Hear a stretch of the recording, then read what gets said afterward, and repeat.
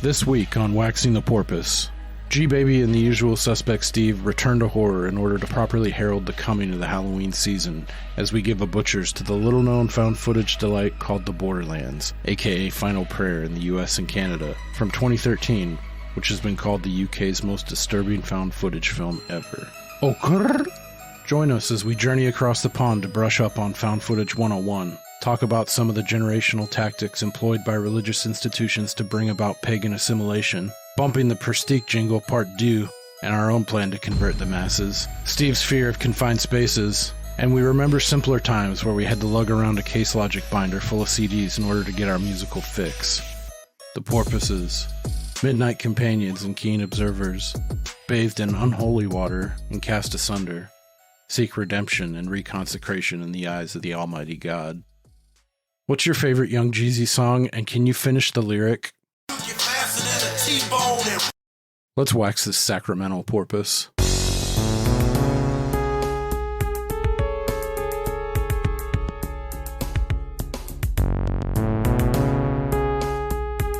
Chase, don't do that.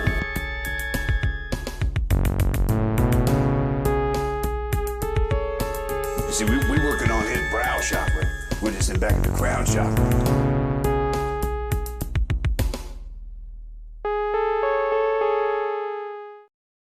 Fuck, what episode is this? Is this 73? 73. Yeah. All right, welcome back to Waxing the Porpoise. We're back again, episode 73.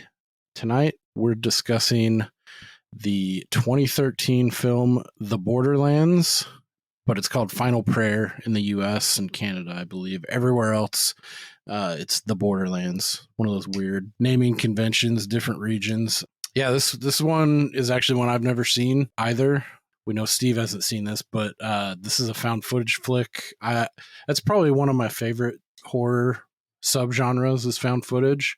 It's like a guilty pleasure of mine, and I had seen this touted. I was kind of digging through, like, because I've seen a lot of found footage flicks, and the ratio of like good or passable versus like the onslaught of shit that's out there is pretty small. And I saw this one was like, you know, the UK's most terrifying found footage flicks out there. And I had never heard of it before from 2013. So I was like, okay, this might be I'm a sucker for like religious kind of possession, cult kind of horror too. So I was like, this sounds like it'll be a good one to check out. So that's what we're talking about this evening. As usual, I got myself, Jim G. Baby.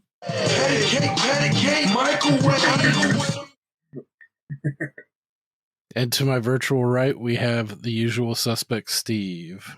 I see you looking with your looking ass, catch snowman in the kitchen with his fucking ass. Dude, I've been thinking a lot this week. It's funny you play that because we've both listened to that one Young Jeezy album probably 100,000 times. Dude. And I was thinking it might be a fun game to do like a finish the lyric of just that one album. I think I could do pretty well, but I don't know how that would play. Yeah, I don't know if I could meet you halfway. I could get close, but when I was trying to find choice nugs in on the YouTubes, there was a bunch of shit that I total flashback, like the Trap Star song, the I'm a TRAPS. Oh, yeah. I think it's because I was thinking back, and I think it's because I got back in the olden days, kids, when you had to carry around a book of CDs in your car. Oh yeah. I got mine stolen, and they either left behind or somebody gave me. I had 2 CDs. I had Young Jeezy, because that's what Thug Motivation 101, mm-hmm. and I had a Strokes CD, and I listened to both of those so many times that it's just permanently etched in my brain. But yeah, that's quite devastating. The pairing. Yeah, I don't remember how it worked out like that, but yeah, that sucked. That sucked. All really I'm left bad, with is Yeah, because people now, it's like you got streaming and Spotify and YouTube and everything at your fingertips. You know, it wasn't too long ago that you're lugging around a caselogic with fucking 100 CDs They're all Yeah. some are scratched. You got to know, like, oh fuck, track 8 and 9 aren't going to work on this one. Like, Yeah, and like I just knew the type of music that I listened to.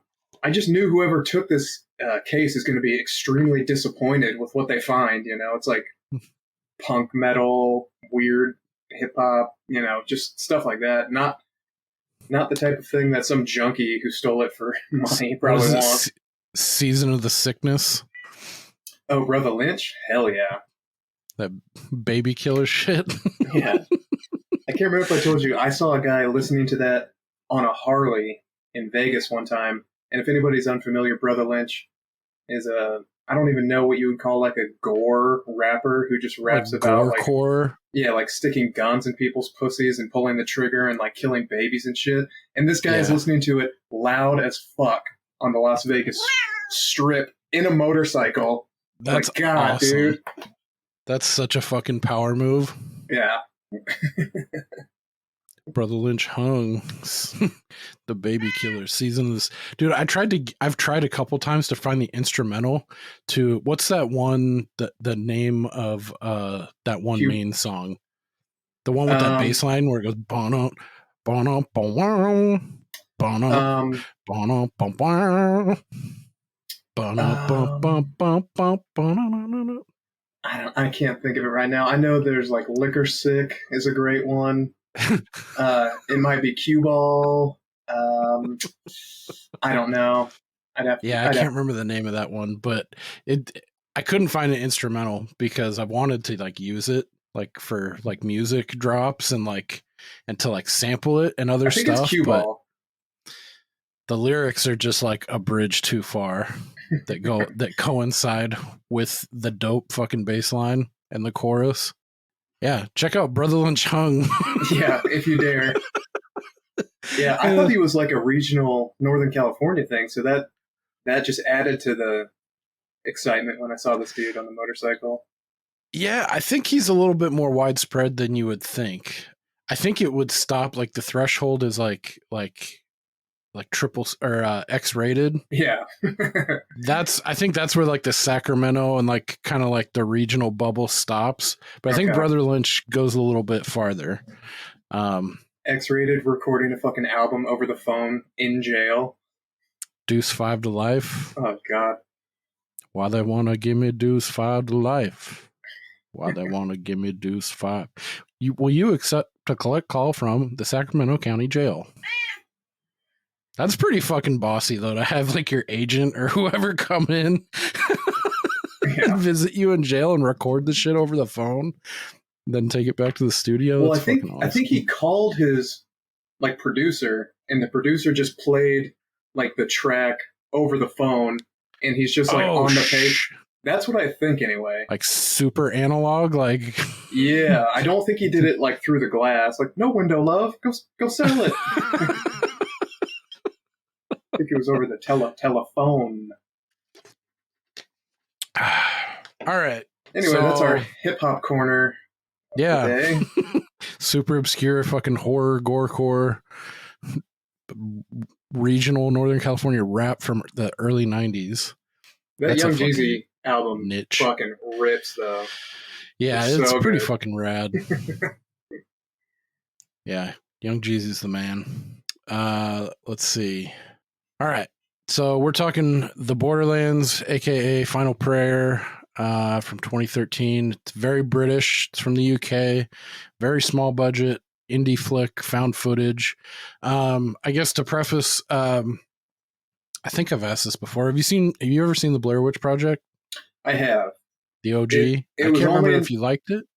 I did like it. I actually only saw it somewhat recently. If any of our big fans out there might recall from a previous episode, I had seen parts of it when I was young, but I finally sat down and watched the whole thing maybe a few months ago. And yeah, that's right. Yeah, I enjoyed it. So I imagine by virtue of your movie experiences, pretty entry level, you haven't seen a lot of found footage in this subgenre. No. Is that the only that you can think of is Blair Witch, or maybe one of the Paranormal Activities? I don't think I've seen mainstream. I don't think I've seen any of the Paranormal Activities. I was trying to think of other ones that would fall into the same category, but I mean, nothing comes to mind. So Yeah, there's a shit ton out there. God, There's a you would really think that good would one. get played to death though after a while, right? Yeah, it does, and that's where kind of like the valley of it's a really steep and hard drop off from like good quality found footage to just like the glut and people that were trying to cash in post Blair Witch Project, and then even to now to varying degrees of success. There's been some good ones like Unfriended is a good one. They made a sequel to that. They did an interesting one just recently with that guy John Cho from Harold and Kumar, where he's looking for his daughter, and it all takes place in the window of his computer and like phones. Like he's like trying to like find. It's pretty unique, like the way they shot the film. Like it's all through like Did you a see computer interface. they did an episode of Modern Family like that, and it was the absolute worst episode I've ever seen didn't of like that it? show. I hated it because it just seemed like such blatant product placement for Apple and all of the Apple other and stuff they were looking Zoom at. and all that. Yeah. Yeah, I mean I've seen it done right. Like I liked parts of Unfriended, but recently over during the pandemic, this dude, I can't remember his name, I think he's British too, that he made this film called Host. I think it kind of captured the zeitgeist of everyone being on lockdown and being used to like working remote, those that could, and like, you know, the endless meetings and, you know, being on video calls and the proliferation of like, you know, people staying at home and connecting with their family over Zoom. And so it takes place during the pandemic, and it was released in like 2021, I believe. And it takes place on a Zoom screen with like 4 people, and they do a fucking seance over Zoom and weird shit. It cuts though from, it's not purely in the computer. Like it'll Yeah. cut and go into like this person's cube, you know, and like show some freaky shit going on. But it's really well done, and it's weird. It's one of those weird It's a movie, but I think it's only like 62 minutes, or it's like 58 minutes. It's really short. But man, it's just action packed. It's balls to the wall, and it's done like really good. Like it freaked me the fuck out. Which I guess isn't saying much because I can be a scaredy cat sometimes, but that was kind of a twist on the found footage subgenre that was pulled off really well. It's like it was highly acclaimed. That's a fun one. But anyway, back into the topic at hand, Borderlands. Okay, so yeah, you're pretty novice with found footage. I've seen a lot. I enjoyed this. It wasn't a huge win. Like I wasn't bowled over by it, but for knowing the budget and just like the constraints behind the filming of it, I think they did well. And there were some legitimate parts where I was pretty creeped out, and it did feel kind of like B tier, like a direct to movie or direct to DVD kind of feel to it, or direct to streaming. But for the most part, I think I was able to see past that. What's your take? Yeah, I liked it a lot. I think I might have actually liked it a little bit more than you did. Oh wow, yeah, it sounds like the last 30 minutes is really fucking strong because the first hour is a pretty slow burn. Yeah, You know, slow build up. I was definitely getting a little bit yawny, but then when it all starts coming together, I thought the ending was super strong, and it really hits on, for me personally, like I don't really get scared ever watching scary movies like demons, murder, you know, none of that really gets me. The fucking thing that gets me is the claustrophobia stuff. yeah. And it's just like a visceral reaction. I can't help it. And I was telling you that I just recently watched The Descent, and that also had a good amount of that. And Oh yeah. yeah, so this has a fair bit of that towards the end. And also, anytime there's like weird animal brutality, that gets me, not in like a scary way, but in just like just like, I don't know. It just is disturbing in a different way. And there was a little bit of that in this one too, where I was like, oh my God, what the fuck? Yeah. That was one of the strongest parts, like how they were able to pull that off and on such a low budget with well, I guess we'll just get into it. There's a sheep that's set on fire, but Yeah. like the squeals, like the guttural kind of like the sounds they were able, I don't know how they did that, but that was really well done. Because at first it almost sounded like a woman screaming, and then the closer they get, it sounded like a pig, or I thought it was like a large animal like that, and then you find out it's a sheep, and then it's on fire, and it looked pretty good, like very practical. Like I don't know how they shot this or like filmed it. I felt it was really strong, like the way that they captured it. But yeah, that was so fucked up hearing like those screams, you know, of the sheep, and they're trying to put it out. Like, ugh. Do you still hear the lamb screaming? Yeah. So obviously, it made me think of Blair Witch in the beginning when they're setting everything up. It also reminded me of. Did you ever watch the MTV show in the early 2000s called Fear? Yes, I did. Dude, that was a good show, and maybe it was just because I think I was 13-ish, 13, 14 when that came out. Mm-hmm. And so that whole genre of paranormal investigations hadn't been fucked to death completely. Like, yeah, like with Zach Baggins and all that shit now. I have less than zero interest in any of these like Discovery, Nat Geo shows about going somewhere where it could be haunted, but this show, I think, was the start of that, or at least one of the first ones where if people aren't familiar, they would take like 4 or 5 people, drop them in like whatever haunted building, and they would each have to do individual like tasks. And if they quit, you know, they would lose out on the money. But it was a pretty fucking spooky show. And yeah, this it reminded me of that show. So I think some of it's on YouTube. I might have to go back and watch some of it because. Yeah, that's like totally hitting a nostalgia fucking beat for me because I completely forgot that even existed. And I know they had done stuff kind of like that before with like Unsolved Mysteries. They have a couple paranormal episodes, and they'll bring like a medium or somewhere, and they'll go, but it wasn't exactly how Fear did it. And also, you remember Sightings? I do, yeah.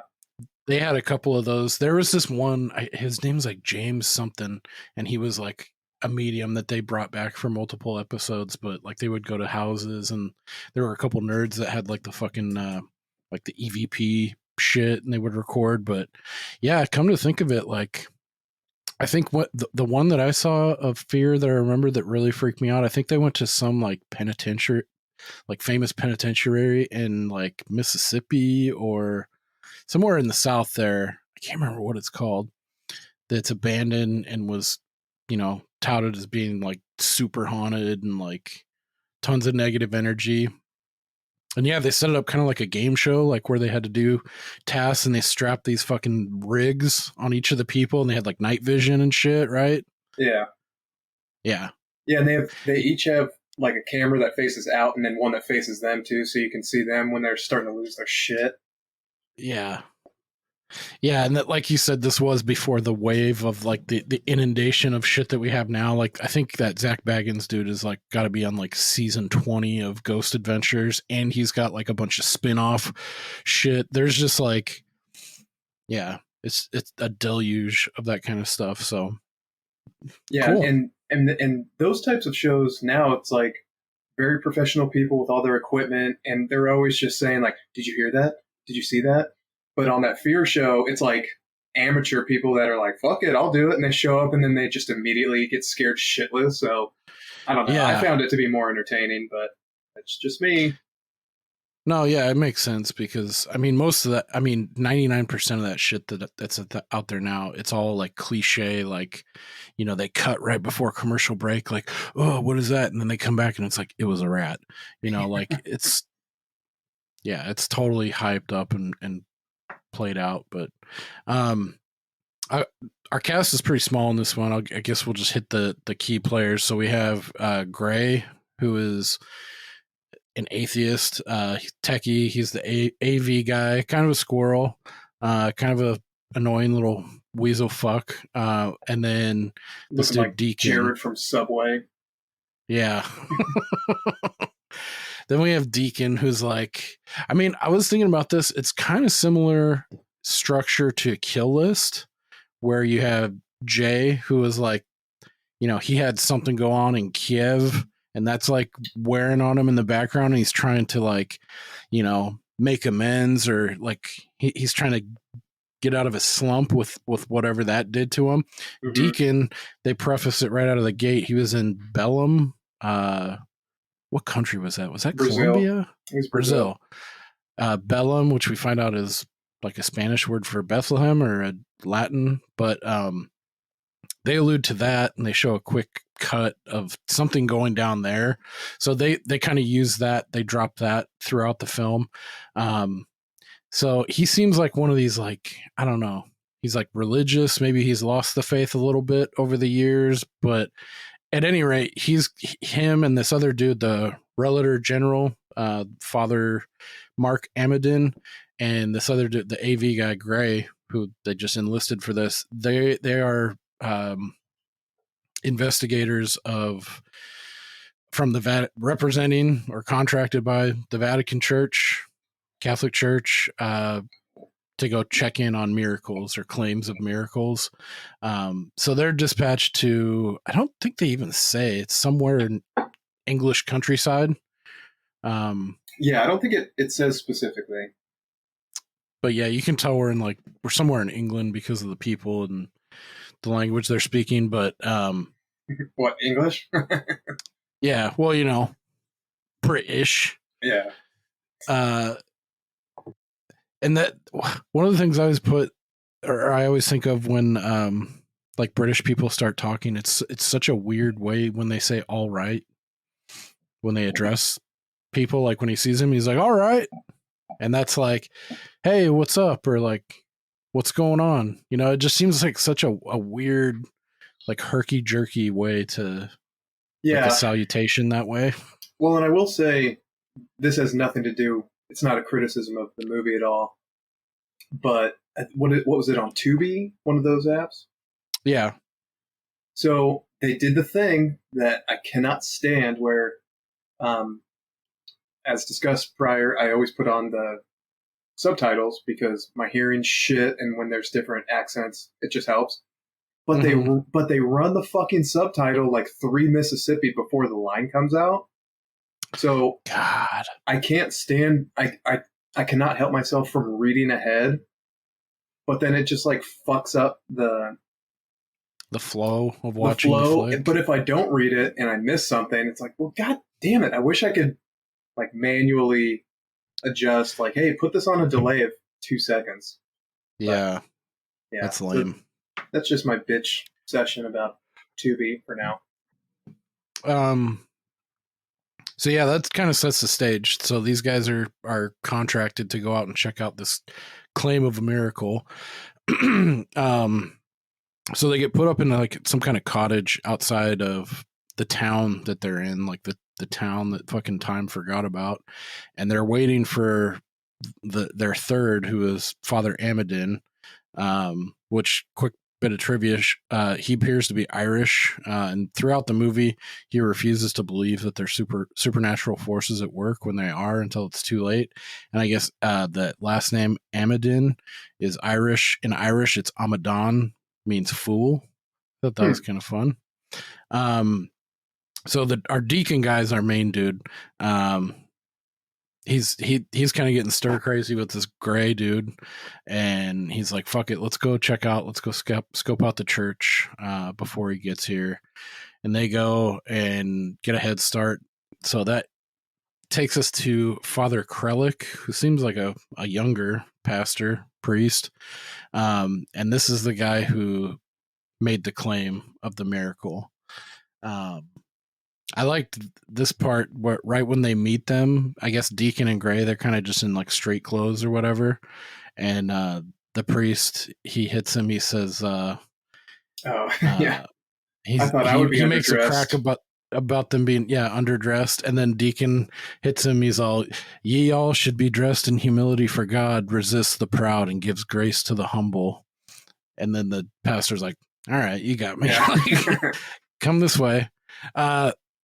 Bible trivia. Name that verse, passage, chapter, book. Oh God, I don't know who you think I am, but I have no clue. 1 Peter chapter 5, verse 5. How fun. Any hoodles. So Father Krellick brings him in. He shows him a video. Or actually, I think it's in the middle of his sermon to like 3 people in this crusty old fucking church. And he brings up the miracle of Lanciano that took place in the year 700 that involved a Basilian monk and where bread and wine were transformed into chunks of living flesh. And I looked it up a little bit, and I guess this is a Eucharistic miracle alleged to have occurred in the 8th century in the city of Lanciano, Italy. So that kind of sets the stage. It seems like he's kind of there's something a little off about this priest, but he shows him a video of his purported miracle, and he's giving a baptism to a little baby. Yeah, it might be. I don't know. I'm not an expert on in Catholic stuff. It's either like a confirmation, or I feel like he called it something that wasn't necessarily bad. It doesn't matter. It's the same shit. Yeah. Catechism? Yeah. No, I think catechism is like a Catholic version of Sunday school. Oh, okay. But yeah, it was either like confirmation or that sounds right. Baptism, or I don't know, some horse shit. What is the reason for is that to absolve or cleanse the new child from original sin? Is that what that is? For baptism, or yeah. Yeah. Or I guess the idea of the ritual, like the act of like cleansing and making them anew in Christ or whatever? Or is that pretty old school? It's like a rebirth thing. So they like dunk you down as the old person and then bring you back up. Now you're, I don't know. Somebody's yelling at their radio right now. Yeah, I had it in my head for some reason. I thought that was to wash away, original sin, because everyone's brought into the world with original sin. I don't know, because Jesus was baptized, which that doesn't make any sense. So yeah, maybe it's just something fun they do. Just dunk each other. Yeah. By John the Baptist. And then they cut his head off and put it on a platter. That's pretty fucking hardcore. So yeah, he shows him this video of this baptism or whatever he's doing, and there's like weird noises and shaking and rumblings, and I mean a few cups, maybe a cross flies off the wall or something, and so that's it. And and the priest starts bleeding out of his nose, which was kind of weird. So they start, Deacon and Gray, they start wiring up the church for audio and video, and I feel like in a lot of found footage flicks, one of the strengths that the movie will have is how well they can justify keeping you in that format. So Gray and all the main players, they have headsets where you can see out of their viewfinder, and then they go in and they set up the audio visual, like the cameras, the audio speakers to pick up shit in the church at various different points. And that's what our POV is as the viewer. So I feel like it makes sense why they're recording and why they have shit on. And they take steps to, say the church has got to have everything. This isn't like last time in Bellum, because there was shit that happened that wasn't caught on film. So it's kind of like a cover your ass, make sure everything's documented. So no, it's a great point, because otherwise, if they just went in there and they all had like body cams and head cams, be like, why would you do this? But they established pretty early on, like, hey, we don't want another incident like that to happen. So, and right. Gray and Deacon even have that like awkward, like, please go put on the camera, please. I'm asking you. I told you we need to wear it the whole time, and yeah, he's like, I'm not wearing it while I take a shit, and like, that kind of thing. So it didn't feel, because there's some found footage flicks where it feels super artificial, or it's like, why you wouldn't be filming right now. Wild shit's happening. You drop the camera. So they have headsets in this arena, and then they also have all these other things that they've built into the story that makes sense, and it makes it pretty easy to buy, like why they're filming constantly. But yeah, I found the better, that's a huge positive in a found footage flick, if they can establish a good reason and set up like why everything's being filmed the way it is, then it helps a lot. Well, and it's cool. So it's also cool early on because Gray, who's new to this whole world, is like, whoa, that's pretty crazy video. You know, it's pretty definitive. And Deacon, who you can only imagine has done 1,000 of these, and 999 of them are all bullshit. yeah, he's super jaded. Just immediately looking for how it could have been done. And yeah, so it's just kind of a cool combo of the two guys. Yeah, because I mean, Gray, for most of us, you know, that's who we're relating to. Yeah. In this world. And then yeah, Deacon's right there to, like, you know, stamp out like, oh no, they did this, and then there's, you know, that could have been done with a string, and like, you know, so oh yeah, so after they do their first, you know, walkthrough of the church, they go to the Deacon and Gray go to the bar, and Gray's like, yeah, like, whoa, that was fucking wild. I can't stop thinking about that video. That was, and then Deacon relays a story about a purported case of stigmata, like the year previous in Spain. Yeah. And he's like, Gray's like, well, yeah, how can you fake that? And it's stigmata, like, how do you fake getting cuts through the hands and the feet and all that? And then Deacon's like, well, the mother simply cut her daughter's hands and feet every day for 10 weeks, and then the girl got septicemia, which is just sepsis, and the mom told the Deacon, now you can make my little girl a saint. I was like, damn, yeah, that's fucked up. Yeah, it's kind of like a little bit of Munchausen by proxy kind of thing going on in there, and a little bit.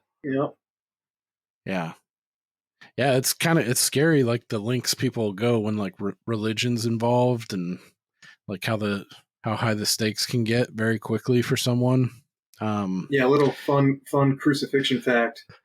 You typically see like old depictions of crucifixion through the palm of the hand, and you see stigmata manifest itself in the palm of the hand. But if you were to try to crucify somebody by putting a nail through the palm of your hand, this is all just like loose tendon and sinew. It would just rip right out. So when they would actually crucify you, it would go through the middle of the wrist. Right. Yeah. So that's one of the few things I remember from I dabbled. I had a couple years of Christian school under my belt, and that's one of the things I remember. Them like, no, it was through the wrist and the ankles. Like, yeah, that's fucking brutal, man. I can only imagine. So finally, our third party, Father Amadin, finally arrives, and he dresses down Deacon, giving him shit like he's like the captain in like a police procedural, you know, like, you shouldn't have gone there without me and this and that. And so it kind of it shows you like, okay, now they got the hall monitor, they got the insurance adjusters with them now. And then it picks up kind of quickly with the aforementioned sheep. They're getting ready to bed down for the night, having a little dinner, and they start hearing some weird shit, and like it's this ungodly like squealing, screaming shit. And I thought that scene was really effective. Kind of puts you on edge, like, okay, like, stranger in a strange land, you guys aren't welcome here, you're outsiders, somebody's fucking with them. And then they do these cuts like each night, each day that's elapsed. They'll do these shots from the cameras that they had set up already in the church, and the movie shoots to like different like the hallway, and then in like where the pulpit is, and it's at night and it looks super fucking creepy. And then we see a couple times the priest, Father Krellick, sneaking into like the pulpit at night to pray, and I don't know, they set it up like maybe he's trying to conjure or he's trying to make this miracle happen again is kind of what I got, because they're there. Like, he wants them to believe that a miracle happened. He can tell that they don't believe, or at least Deacon anyway, the guy that he needs to convince doesn't believe him. So yeah, he's basically asking, like, can you come do this again, please? And then so Deacon starts getting he retrieves a bunch of church documents and journals and shit from like the 1800s, and he comes across one from a Dr. Pritchard Mandeville, who said that the Lord told him to go to this church in, like, I think it's late 1880s, and open an orphanage nearby the church. So then around this time, our crew starts kind of really investigating in earnest. They both, Deacon and the Father Amadin, think that Kralik is having he's performing some kind of ruse or hoax, where Gray's kind of like freaked out and like, he's like, yeah, there's something going on here for sure the whole time. But they start checking the building for like hidden speakers, any kind of equipment that could have been used to fake this purported miracle. One of the few scenes of humor in this was when I think it's one of our first jump scares, where Gray's like sitting in that pew. I would have fucking knocked his face in. Dude, it would have been so much better if Deacon would have just fucking popped him one right on the, just a stiff jab right on the nose. But the expression on Gray's face, coupled with the scary noise, like, it's so funny. But yeah, I immediately thought just like nose button pop, like that would have been the icing on the cake. But it would just be like reflex. You wouldn't even think about it. Like, oh shit, sorry. Yeah, dumbass. It made me think of that YouTube clip of like, it's like in a high school, like a hallway by the lockers, and someone's hiding in like the recycle bin. Yeah. And it like opens, he's in like a mask or something too, and he pops up, and the guy just immediately fucking right in the face. Yeah. And he just fucking crumples inside that recycling bin. Like, yeah, it's awesome. This is where we get another one of my favorite lines: "Fucking dog bollocks," which is balls, right? Bollocks. That's balls in British.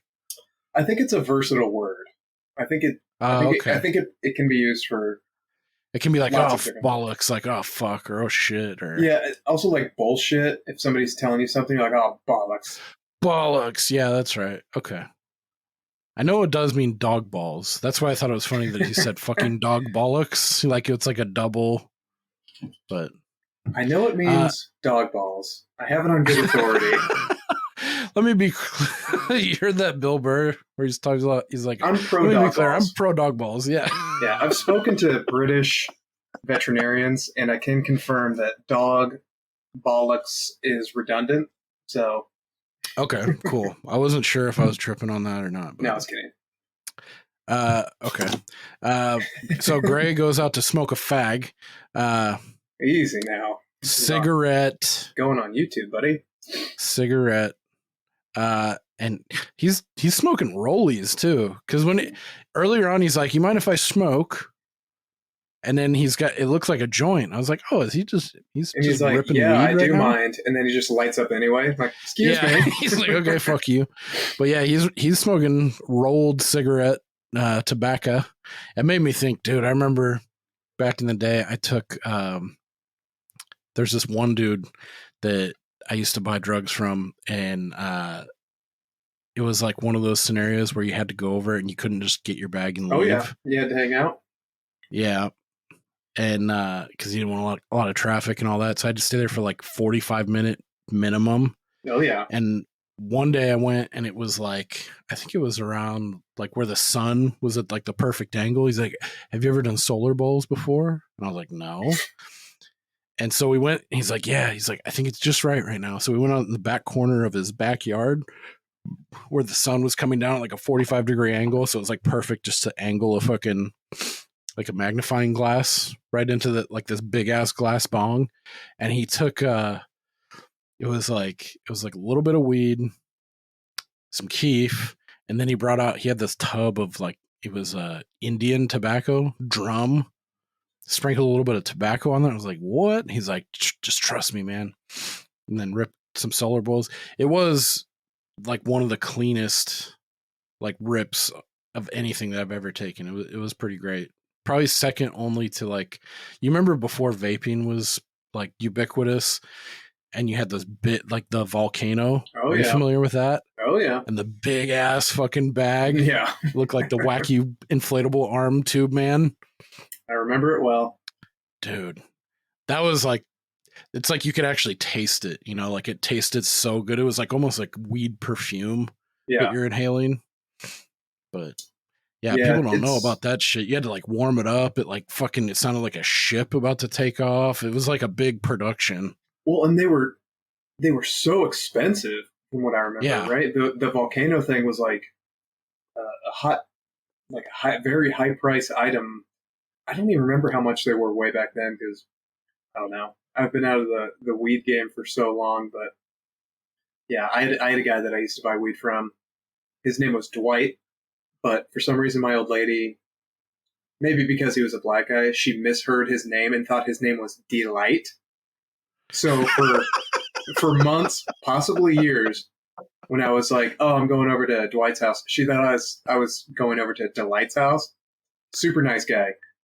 Super nice guy, but he would also make you linger for a while, and he would just be packing bowls the entire time. And it's like, God, dude, I get it. I appreciate the sentiment, but I have to drive home very soon. And the first time I went over there to buy weed from this guy, I met him through his wife, who I worked with. She was super cool. They were both nice. But the first time I went over there, he took me in the back room after making me smoke so much fucking weed with him. He has multiple kids in the house, and he hands me a loaded M16. And he's like, "Check out this gun I just got." And I'm like, "Dude, oh my God, we don't know each other at all." Yeah. So and I was super fucking baked, and I was just holding it like, "Cool, here you get, like, here, take this back. I don't know what you want me to do with this, but yeah." That's awesome. Hey, can I leave now? Yeah. Nicest guy, though. I don't want to miss my supper. Yeah. God, I hate paranoid. That's the biggest thing. Like when you got to go and like go bowl for bowl, or like you're in a situation where you can't refuse and you're already at that point. So this dude, he wouldn't even like smoke all of it with me. He would just like load it and hand it to me. And he would just have like MTV2 R&B jams on in the background the entire time. It was a good time. And you pass it back. He's like, "Oh no, I'm good, man. Here." Yeah. And you don't want to be disrespectful. It's like, "Oh fuck, what do I do?" Yeah. Super nice guy. Man. Shout out to Delight, wherever you're at. Great guy. All right. So and at this point we start hearing, or no, we get another jump scare. Gray is like outside having a cigarette. He turns around kind of back and forth and he's kind of hearing shit, freaking out. And he gets jump scared, freaked out by the fucking Rottweiler. And is this where we see the headstone change? I didn't pause it or rewind, but nice catch. I mean, did you notice what name was on there? I didn't, but I thought it was pretty obvious that it switched. Yeah, I noticed that too, and I went back and it says Gray something. Okay. And then it says whatever I can't remember the birth date, but then it says 2013, which is when this movie takes place. And they never say his last name, but the first name is Gray on the headstone where he's out there having a cigarette right before he gets scared by the dog. I was like, "Oh, that's kind of cool." Yeah. Little foreshadowing there. Yeah, it was a cool effect. Yeah. I didn't have the patience to rewind it. So then at this point too, the Father Amidin, he's this kind of squirrel, like he's like the straight-laced like company man from the Vatican Church. He doesn't believe in any of this shit, and he thinks that Deacon also has like strayed, and is like working an angle on it, I guess. But he starts hearing some weird shit. That's when we first come across, or we're made aware of, there's like some kind of weird cave tunnel entrance. Yeah, it or looked multiple. like a fireplace to me. Yeah, and then later on, there's like the ultra secret. There's like a bookcase Oh man, that gets torn out, and then that's at the very end. And then there's a couple points where we're outside, and then there's like an opening, and someone's whispering, and you hear noises. So there's like multiple access points to an underground of this site. But yeah, Father Ammon, he hears something, and then he gets spooked. There's some weird glitchy camera effects that they used, and he gets blasted by like some kind of like sonic ghosty demon energy is what I chalked it up to, and his ear starts bleeding. And then we go back to the cottage, and it kind of drags a little bit here, but we finally get Deacon to kind of open up about what happened at Belém with him in northern Brazil. I guess there was a shrine that was getting a lot of interest from the locals, and that it was getting the reputation of being a new Lourdes, spelled Lourdes. Do you know what that means? I don't. I'm still a little unclear about what exactly happened in the Brazil thing, because they make it sound like, oh no, this was a real fucking thing that went sideways, but then they also found a bunch of speakers and stuff when they first. Yeah, I don't know what that was all about. That was one where I was like, well, what did those mean? Like, were those placed there as like a misdirect, or was that some of his equipment and they thought he was involved? Yeah, they don't explain it, but I was able to infer what I thought about this Lord's thing was because he described a bunch of people started this massive queue or this line to be healed at the shrine. So maybe it was something that was erected or discovered that the local townspeople thought was some kind of healing shrine. And then the I guess there was a cardinal from the Vatican Church there that said that he saw God, and then he and like 4 or 5 other clergy, I guess, disappeared. And then Deacon thinks that they were dosed, or they came across somehow, or were exposed to DMT. And so that's like the logical or like the scientific explanation, and that they were murdered by maybe someone in the town. Well, yeah, and because he said something about how DMT is like synthetic or artificial, but isn't that an actual chemical that's produced organically in your body? I want to say it is. Yeah, because I thought that was the whole point of taking synthetic DMT is it replicates.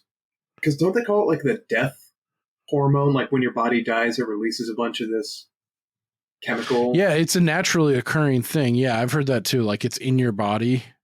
Yeah. It's like naturally produced by your body, and it's like let out at certain times of like peak like stress or calamity or something, like near death experiences, which some people chalk that up to, I think. But yeah, I mean that's the other weird thing.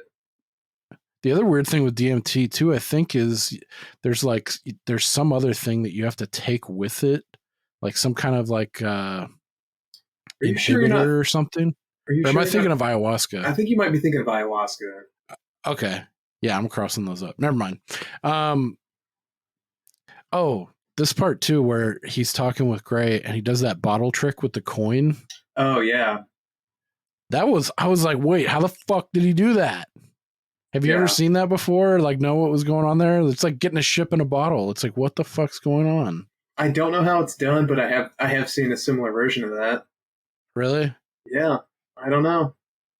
I don't get it. I need to look that up. But that was pretty cool. He's finishing his beer and he tells him to tilt it like perpendicular to his body.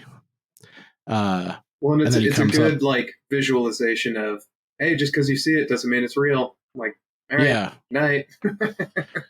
I'd be like, but the fucking coin is in the bottle, dude. So yeah. So then we do another hard cut to Father Krellick praying in the pulpit at like fucking 3 a.m., which I've heard. I don't know that it's 3 a.m. But yeah, is that what it's called? Witching, or I think I've heard it called like Devil's Hour or something, but it's supposed to be like the peak point in the day or night where the veil is thinned and shit can get wild. They talk about that in I think it's The Exorcism of Emily Rose, which stars were you a Dexter guy? I can't remember. No, never seen it. No. Okay, I'm thinking of someone else. Anyway, that's a really good one. Laura Linney's in it. I do like 6 Feet Under, who has Michael, whatever his name is, from Dexter. Yes. Yeah, the gal who plays his sister in Dexter she stars in Exorcism of Emily Rose. There's a couple really good scenes where Laura Linney wakes up at like 3:03 every night and she goes down the hall and it's super creepy. But yeah, so Father Krellick's like praying again. He starts hearing these weird, like crazy rumblings, loud as shit, like almost kind of like low level, like tremors or like earthquakes or something. And the next day, the guys, Deacon and Gray, wake up. They notice Father Amidon, he's bleeding from his ear again, and he's kind of like passed out. They're like, all right, fuck him. We're going to go up to the church. And that's when they set up like this analog audio triangulation shit to help pinpoint, because they keep hearing some like weird noises and stuff. And then they see Father Krellick that looks like he hasn't slept. He's looking worse for wear. So they set up their audio shit and they start hearing like this baby crying shit, which was pretty wild. But then the Father Amidon who shows up, he writes it off immediately. He's like, it's possibly interference from a nearby baby monitor. I was like, horse cock. It's fucking, this church was built in 1260. And it's like, you're out in the middle of nowhere. They already prefaced too, like Gray was bitching and moaning, there's no Wi-Fi out here. There's no this. It's like, how are you going to immediately jump to it? Oh, it's nearby interference from a baby monitor. It's like, fuck off, man. It's funny because they paint Deacon as like, oh, this guy's such a skeptic, but he ends up being more of a believer than a skeptic. And his boss, this little wily piece of shit, is just the ultimate skeptic. Like, no matter what happens, he's like, no, bullshit, fake. Yeah. He pays for it. I think it's not until like the halfway or maybe 2/3 of the way through the movie that Deacon starts coming around. But once he does, he's like, the scale is tipped completely. Like, he's all in. It seems like, yeah, we got to investigate. Like, there's something more here. When previous to that, he was kind of on the same level, maybe not being such a dickhead about it, but as the father, you know, like explaining to Gray, they got all these tricks. There's this, I've seen it 1,000 times, whatever.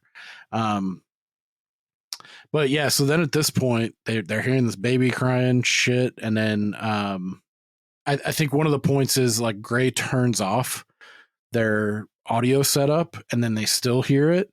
And then he's like, hey, try to dial that back or something. He's like, the shit's off. The equipment's off. You know, and they're like, oh shit. So then they notice Krellick's gone. So Father Amidon climbs up this church spire thing. There's one little thing in between there where they start to feel and hear like weird shit, and then they see the cross slide off and fall. Oh, right. And they're like, right. oh, that's weird. But then they look out and they see the father running behind. So their first thought is like, okay, he's hoaxing us again. And then they're like, yeah, I just seen him traipse off back there. So yeah, they thought like, oh, okay, he must have had a recorder or something making this baby noise and making this cross fly off the wall.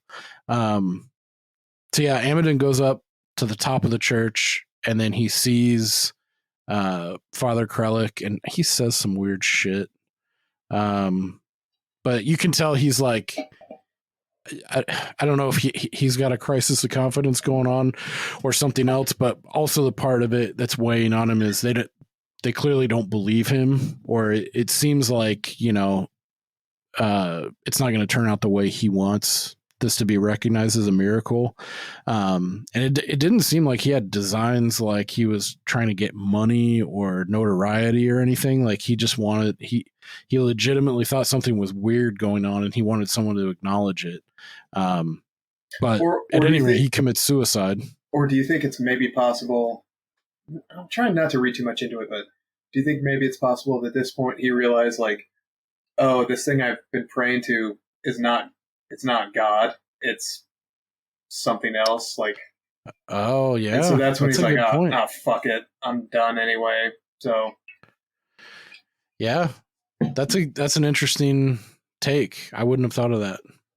But yeah, maybe he's like to that point where it's like he's crossed the Rubicon of like yeah, this not isn't wanting. God's doing. This is something else that I've been. Yeah, there's some kind of fucked up evil here, and I can't handle it anymore. But yeah, he takes a header off the fucking church spire or whatever. And then, but he doesn't die right away. This is another jump scare that kind of got me. I wasn't expecting when Gray sees it, he runs down and then he puts his arm out and then the father's like bleeding from the eyes and shit. And he does one last grasp. He grasps his forearm. I was like, oh shit. I was not expecting that at all. And then he fucking croaks. But yeah, I thought that one was done well. Now, I don't think any of the jump scares felt cheap. No, Even the one where Gray hops out of the pew, I thought that was more fun and it was believable, just like someone fucking with someone. I didn't think so either. And I have like almost no tolerance for that type of thing because, like you said, it is so fucking cheap.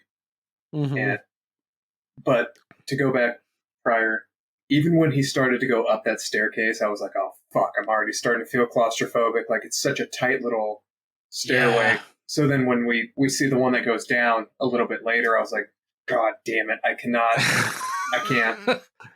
Yeah, especially imagine. fresh coming off of the Descent, Yeah. too, and this being British, like it's got some of the same vibes once it starts taking a turn. All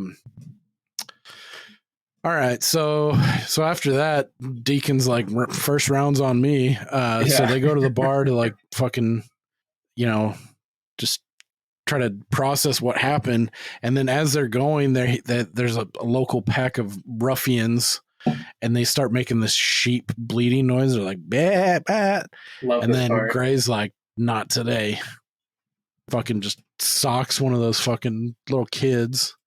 We're researching, experimenting, doing. Hollow man, motherfucker. Damn it. That's the wrong one. But yeah, so then they're like, all right.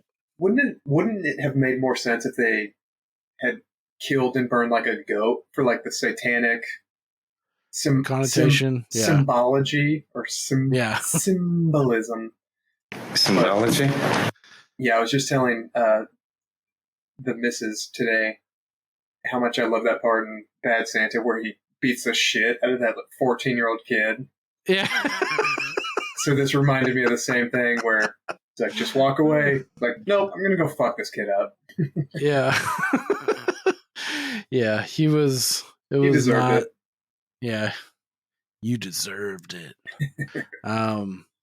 So then they go into the bar, and then it seems a little obvious that they're not really welcome in the bar, and they get cut off prematurely.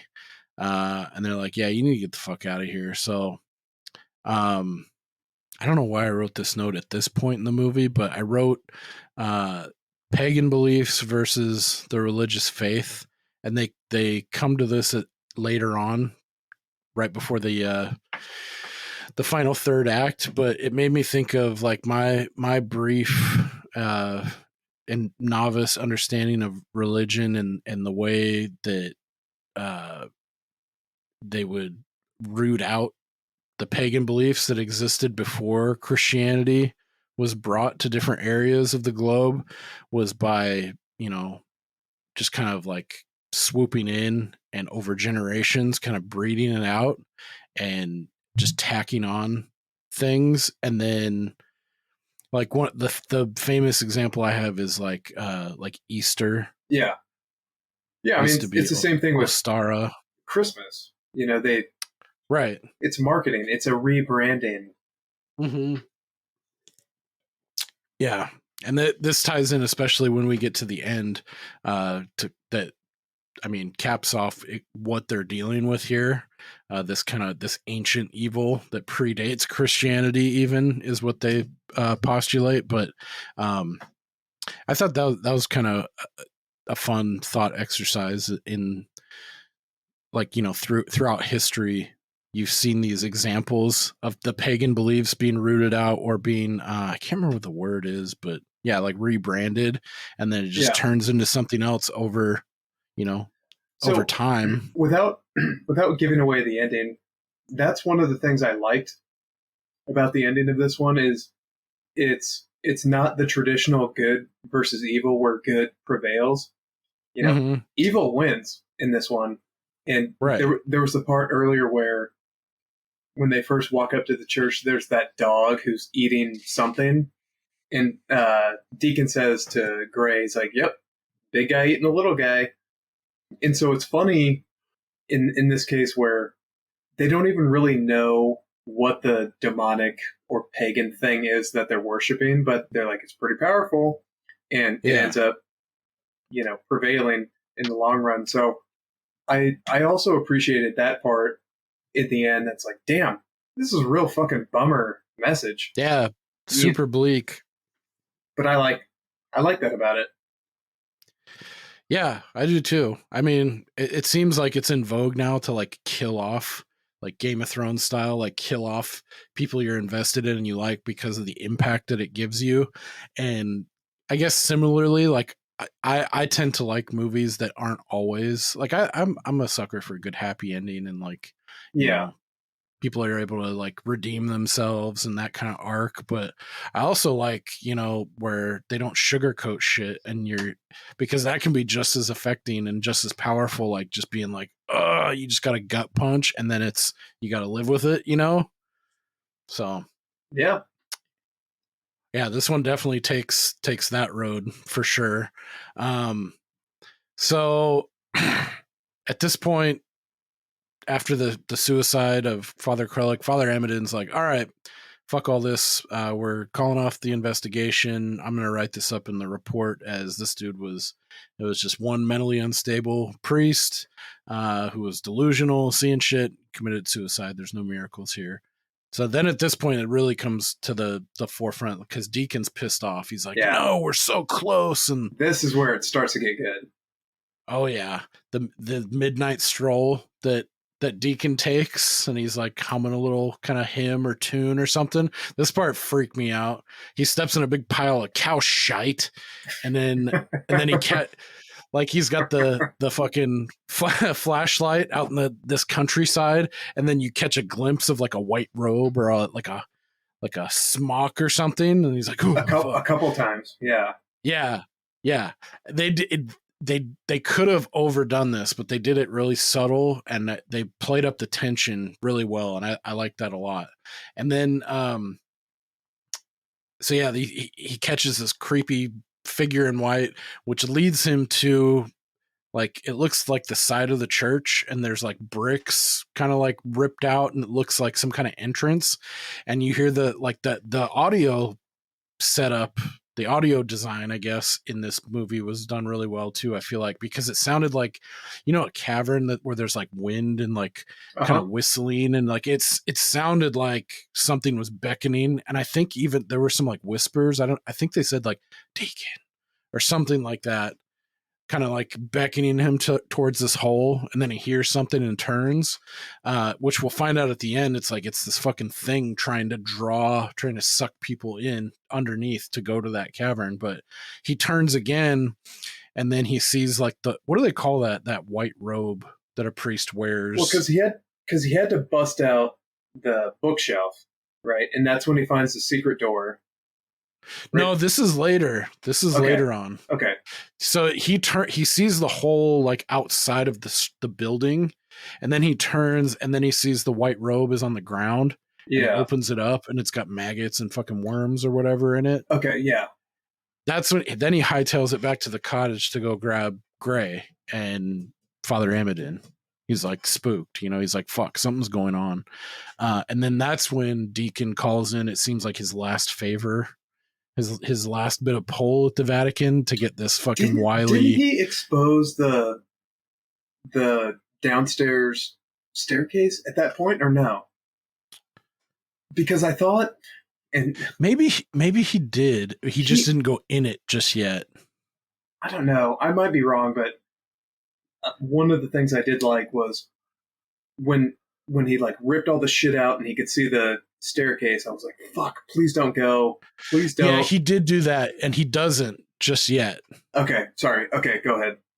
Yeah, so that's right. He does. He sees that, and then he goes, and because he hears something. I think it's a mixture of like a baby crying and like some other noises that are like beckoning him to Oh this. yeah, and he's talking about the father, whatever, with his bleeding eyes, and then that's when he goes back and he's like, "What the fuck was that about?"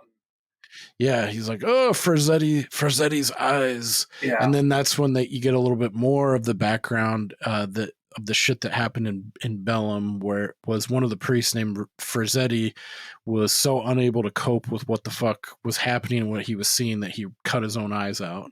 I totally fucked up the timeline though. Sorry. So no, it's cool. I just skimmed over it. I was like, yeah, he got freaked out. He sees this like false wall in the bookcase. He rips it out, and then he sees that there's that door that's leading to the underground, but he doesn't go in at this point. Yeah, he calls in the mentor. Sorry. Yeah, he calls in his last favor, his mentor, for an act of reconsecration, or like blessing this like damned site or whatever. But so the dude's name is Father Umberto Calvino. So this is like their ringer. He's like the dude kind of on the fringes, like a conspiracy theorist, like kind of like priest, like that's really old, and he seems like, you know, he can kind of write his own ticket because he's been around so long, and it said he runs the Vatican archives. So he flies out, and they also at this point too they're bringing it back to the pagan versus the religious faith. The whole religious mechanism was the Pope Gregory's letter to Mellitus about bringing Christianity to the pagans of England. So Father Calvino comes in, and he explains that, you know, even though this church was built in 1260, he's like, it's not always a structure, you know. And then they have like these aerial photographs of this site, and it's like a physical, it's like a, I don't know, reminded me of like a burial mound, or yeah. So it's like a depression or like some kind of thing, a physical, and it looks kind of like an eye or like a big circle, like a fucking nipple. And he kind of beats around the bush that it could be a demon or an evil spirit,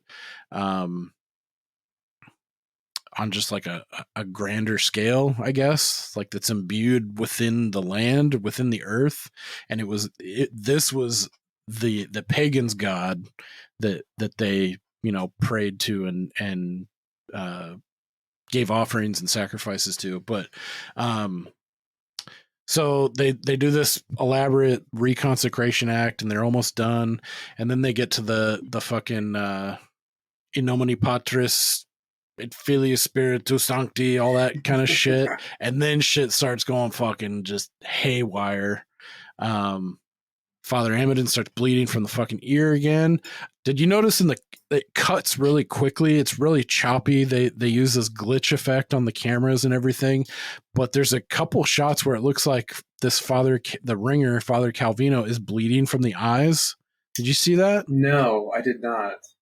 It's really choppy and like staccato, like cha cha cha. There's all this wild shit going on, but it looked to me like his eyes were bleeding, and then he disappears and we don't see him again in this flick. So it reminded me of, maybe I did actually, the same thing with the Frazzetti in his eyes. Like it's this evil is like, you know, making people see shit, or it's actually manifesting this stuff. But yeah, that part got me, because it's, you know, all this stuff starts happening, and like this dude's mentor, Deacon's mentor, they called in to like do all this stuff. And then everything starts going to hell, and then there's like a mini blackout, and then they find Father Amadon, and he's bleeding from the ear. He kind of looks catatonic, and then Father Calvino's nowhere to be found. And then that's where they start hearing like voices and shit. And then Deacon leads the charge and he goes into that secret passageway. Dude, even He goes down. Even just the Then Father Amadin goes down. And then Gray goes down following him like, oh, where are you guys? You know, it's just chaos. And then when Gray goes down, he realizes the fucking door behind him. Like he goes to try to catch it. And then it slams shut. And he's like, oh, fuck. He's like, no, I can't be down here. Like that part, I was like, oh, fuck, dude. So there's nowhere to go except down or like through this passageway. So that's what leads them in. Did you catch that they were locked in? I thought the door locking was a different part. No, they go in after this reconsecration. Everything goes nuts. The Father Calvino's not there. Deacon immediately goes into the secret passageway because he's hearing shit. And then everyone, it's the link. They all follow each other down there. And then it shows Gray. He's the last one in. And he goes in and he turns back to try to catch the door. And it fucking slams shut. And he's pulling on it, trying to get out. And he can't. And he's freaking out. And then he goes and catches up because he doesn't want to be left by himself in this fucking cavern. So then they start descending. And there's like voices and all this kind of screaming. And then in all of this, they lose Father Amadin. So it's just Deacon and Gray, those two. And they're hearing these voices. Then they start seeing like weird cave paintings and shit, inscriptions on the wall, drawings. And then they start hearing Father Calvino like screaming, beckoning them further down the path. And they start seeing like blood on the ground and shit. Then they come across that clearing with all the baby child skeletons and shit. Yeah. Ugh. And some of the cave paintings, like they're able to deduce like it looks like a person dropping like these little cages or like little bodies down this hole for some kind of offering. So they put 2 and 2 together with that stuff. They're freaked out. Then one of the parts that I really liked was when Deacon is looking down this like weird passageway, this shaft, and he sees Father Amadin. It's the back of his head, and then he just turns and stares at him. He's like, hey, wait. He's like, Father, wait there. And then he turns and goes down, and that's what beckons them even further and further down. And that's when it starts getting really claustrophobic. Yeah, Like I feel like there's a couple of those where he like looks around the corner, sees him, he disappears. But then when they fuck, oh god, the like child sacrifice den. Yeah, that was pretty insane. brutal. But then when he looks down the narrow, oh god, that's tough. So yeah, so the very very end of this is they're going deeper and deeper down this cavern. It starts getting tighter and tighter, and then last chasm. Gray gets stuck at one point in the regular tunnel. Oh yeah, and Deacon's trying to talk him out of it, like just calm down, just make your way through. Kill myself. Yeah, no fucking chance. So then they get into this weird kind of chasm, whatever it is, and they notice that the interior walls seem really weird. It's almost like dirt and like blood splotches, like sores or like wounds or something. They start going deeper and deeper, and then Deacon's like, I got a dead end up here, we got to turn back around. And then somehow, like, this is where it gets like kind of pretty fucking kooky. They turn around, and then Gray's like, it's closed off at my end too. So they're like stuck in like a fucking Chinese finger trap. Yeah. And then the fucking thing starts like shaking, like the earthquakes and all the noises we've heard throughout the movie.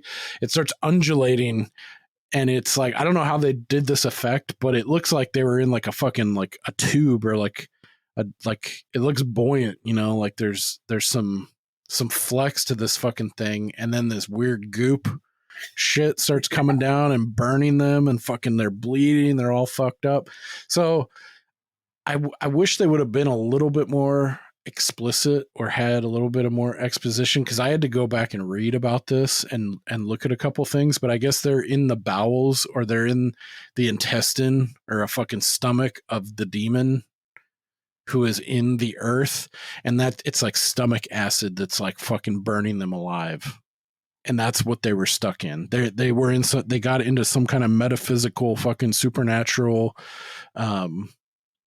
vortex, like it like a living earth, a living god thing, evil, that's trapped them into this fucking stomach.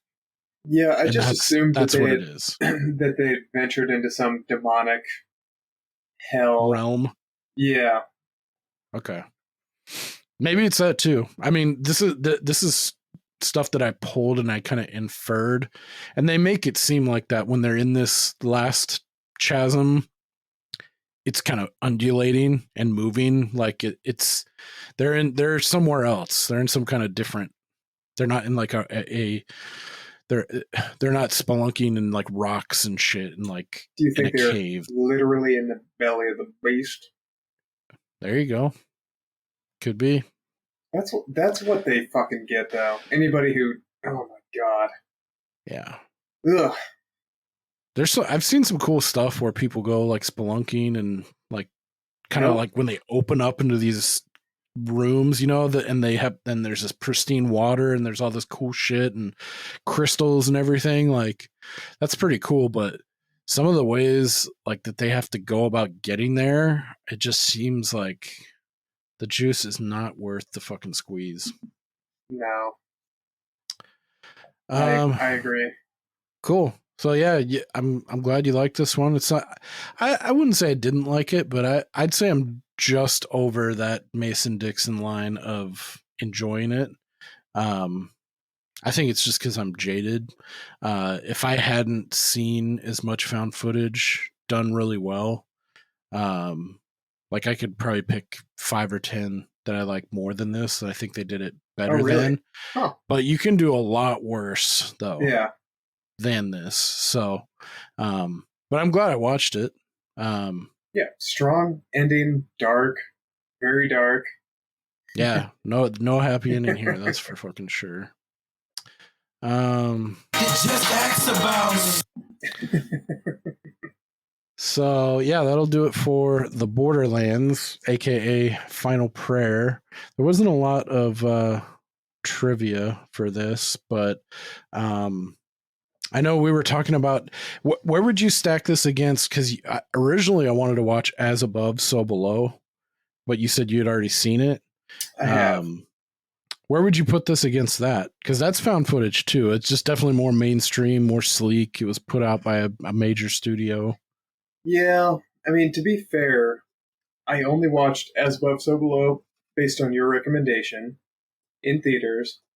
And I was a little disappointed. Like, I liked the premise a lot, but I was a little bummed by the execution. So, I don't know. It's hard to compare it. We'll call it a push. I liked some of the more stylized, like, kills or, like creepy setups that they did in As Above, So Below.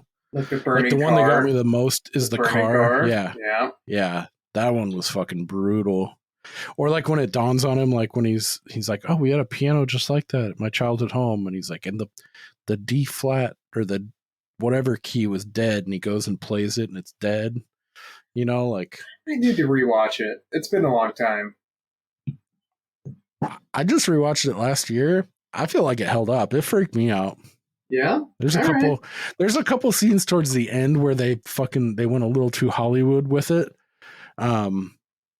That I wish they wouldn't have done, but yeah, like the car, like the main gal and her dad, and like seeing just the juxtaposition of seeing like real world shit, like in a fantastical, like you're down in a cave. Why is my childhood phone and why is my I don't remember the piano down here? any of that.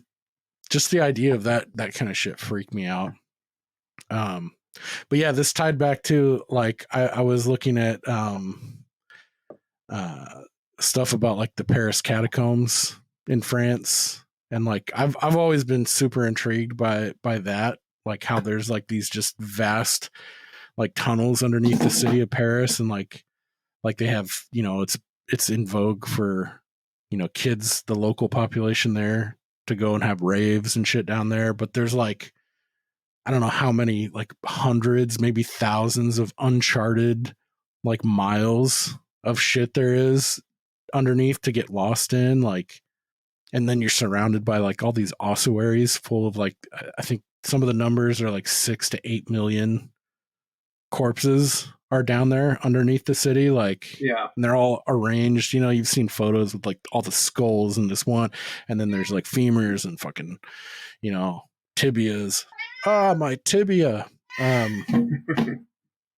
But yeah, I guess there's a case that I don't know if it's been debunked. I think some people call it a hoax, but there was a dude in like the early 90s, maybe the mid 90s, that went down there with like a fucking camcorder, and he gets lost and he starts getting kind of delirious, and then at one point he drops the camcorder, and then it just shows him running like he's freaked the fuck out, and then the film keeps rolling before it ends up dying.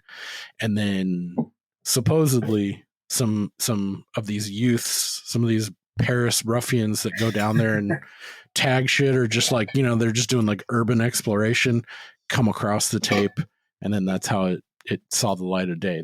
They see this guy, and he's over time, like his you can hear his breath. He's starting to get more and more fucking claustrophobic and like lost and turned around, and like, God, that's just got to be like one of the worst ways. Like your light dies, like you have it's just you down there. It just seems so fucking spooky. So yeah, check out the French catacomb mystery, man. There's a bunch of stuff online. I'll put a couple links in the show notes for that, but yeah, that shit's wild. I do have a fun, shitty review of this movie if you want to listen to it.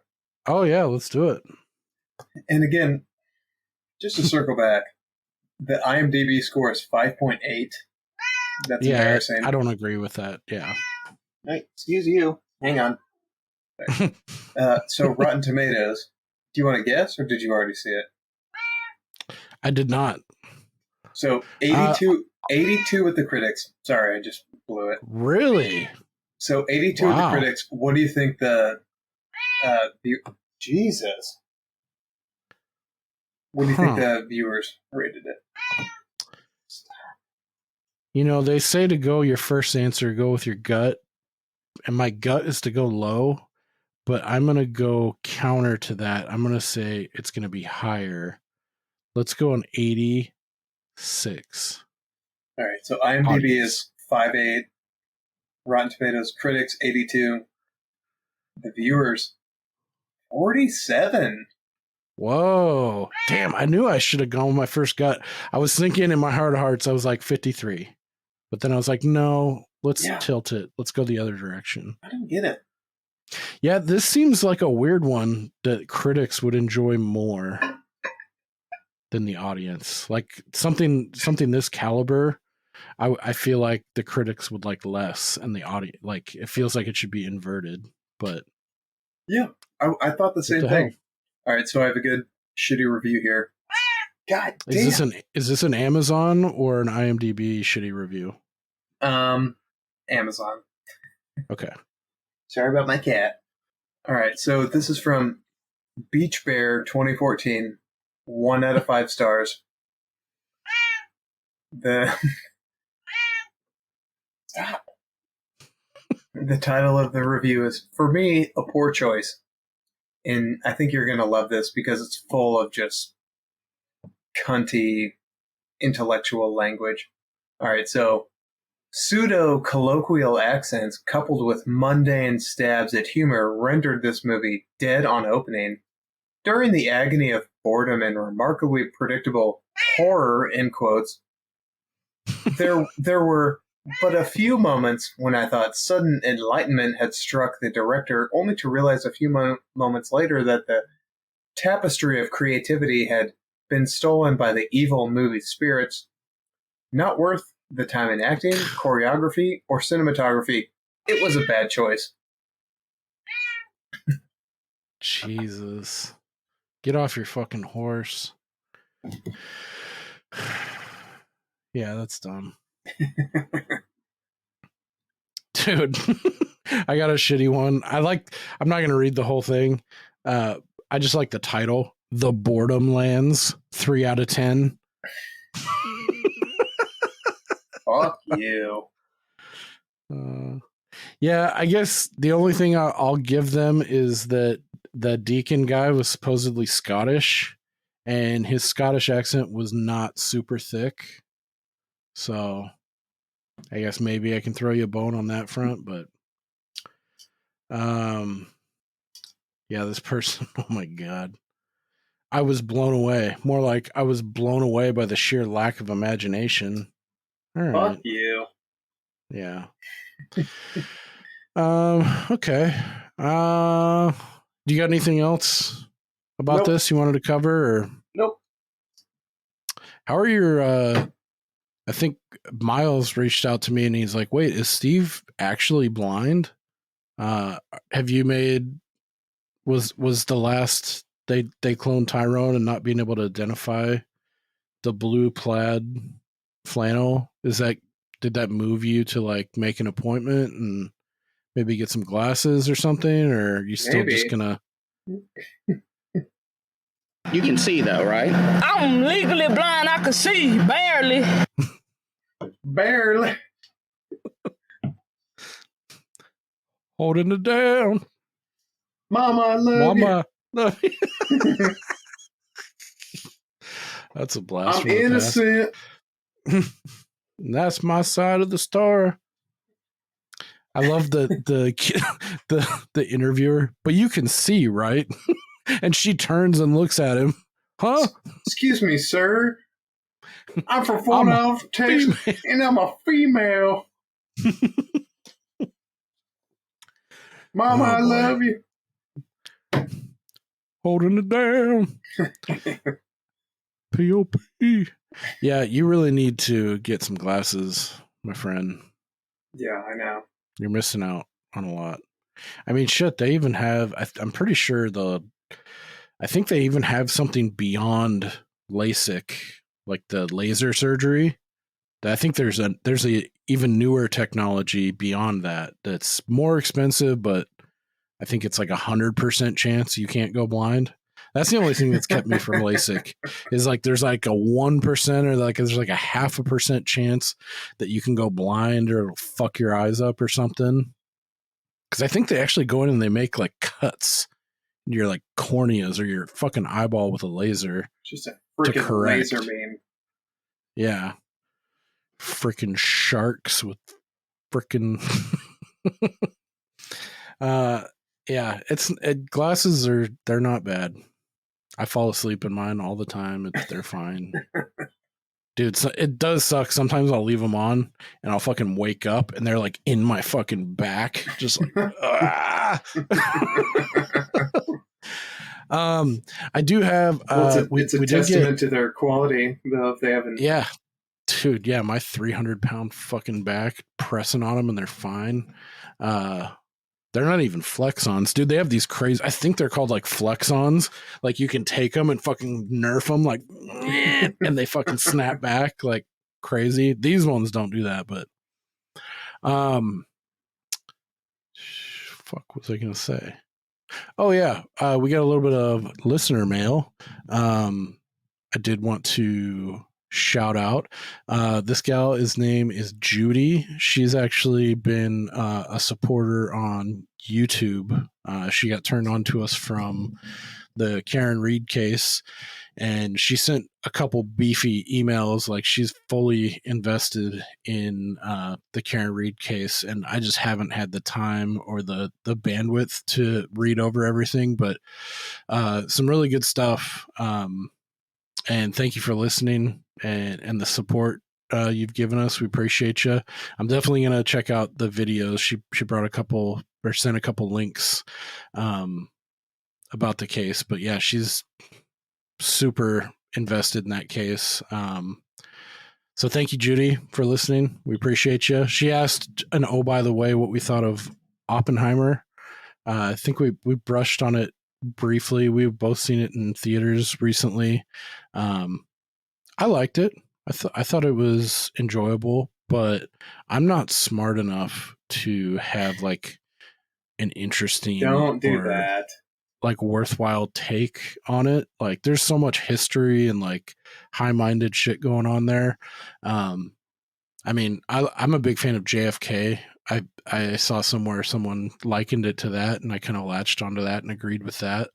I like how they kind of looked at the human aspect and like showed Oppenheimer's crisis of confidence, like, fuck, what have I done? I've unleashed the gates of hell, like all this kind of stuff. Like, and like that moment he has with Einstein, and he's like looking into that fucking lake, and he's like, fuck. Like, yeah. That was pretty powerful.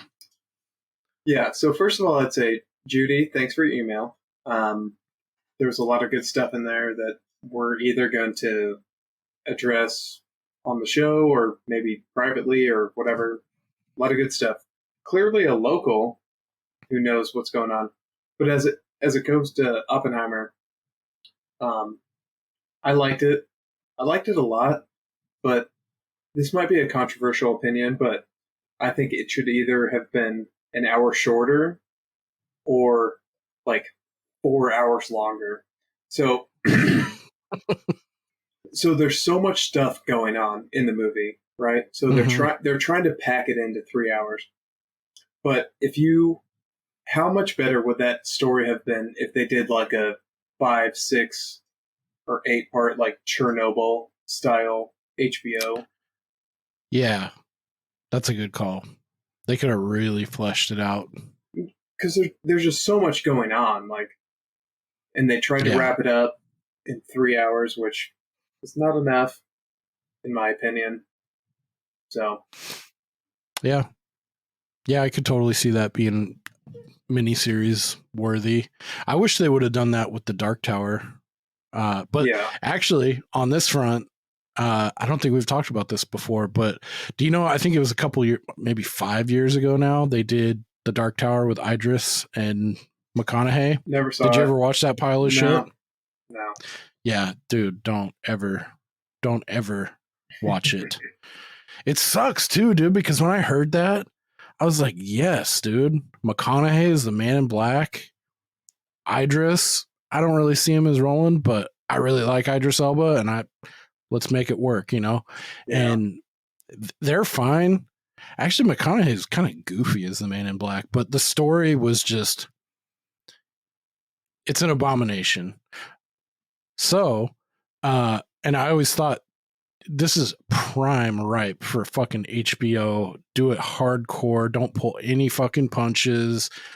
Make it however long it needs to be. 3 seasons, 4, 8, whatever. That shit will fucking play. So Mike Flanagan, who I brought up a couple times, I think before, he's the guy behind Midnight Mass, which I highly recommend you check out. It's very cool. It's got some religious shit going on. He's the guy who did Haunting of Hill House that kind of catapulted him to like this higher echelon of filmmaker. He did the Dr. Sleep, Shining sequel movie. He did the follow-up to Haunting of Hill House. He did the the Haunting of Bly Manor. He's got a couple other things. He's doing like I think the Fall of the House of Usher, which is Edgar Allan Poe. I think that's coming out here pretty soon for this spooky season. He's great. He's awesome. And anyway, he's a huge Dark Tower fan, huge Stephen King fan, and he got greenlit for a miniseries. I don't know what platform is. I don't know if it's Netflix. I don't know if it's HBO, but he's actively working on. He's got like the first half of the story treatment or whatever for Dark Tower, the whole ball of wax. He's got Stephen King's blessing.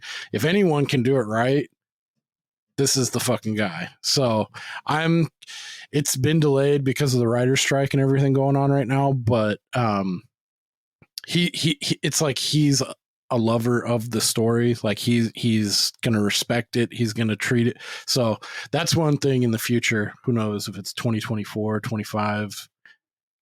I'm of the mind, however long it fucking takes you, because I know he's gonna do it right. So that's something on the horizon that I kind of have in the back of my mind that should be pretty fucking cool. Anyway, yeah, I don't know how we got on that tangent, but I know we're on a time limit here too. So is there something else? I think there is something else, but I'm fucking forgetting. I'm blanking. Fucking blanking.